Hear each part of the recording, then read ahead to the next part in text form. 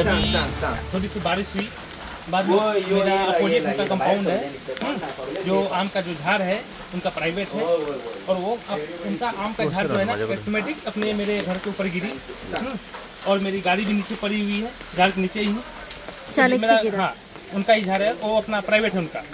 हाँ, वो झाड़ मेरे गाड़ी भी नीचे दबी हुई है, 2 व्हीलर, और अपना जाने आने का रास्ता भी बंद हो चुकी है। अभी आपके बच्चे और बीवी भी अंदर ट्रैप हुई थी, उन्होंने ही निकाला? हाँ, नहीं, हाँ, उन लोग आए थे, बाद में निकाल कर अपना क्या बोलते हैं, अपना पुलिस की आई थी, सब लोग मिलके बाहर निकाल के बाद में अपना दूसरी जगह पे शिफ्ट किए उन लोग को। हम खाना बना रहे थे, पेड़ गिरा ऊपर से, आवाज आया तो हम लोग बाहर आए। वही लाइट कटा तो हम लोग खाना बना रहे थे, गैस बंद हो गया, हम लोग बंद कर दिए। आप लोग अंदर ही थे? हाँ, हम लोग अंदर। किती आता इंजरी बी झाला मला? आता इंजरी आता रूमातले काढल्या बाहेर त्यांना। कोण कितले जाण आसले भितर? तर ते त्यांचे गोबायला आणि भुरगी असली ना। आता आमो कोणाचो? एका ओनराचो? ते ओनर। आणि आता पडला पळय ते घर कुशी का?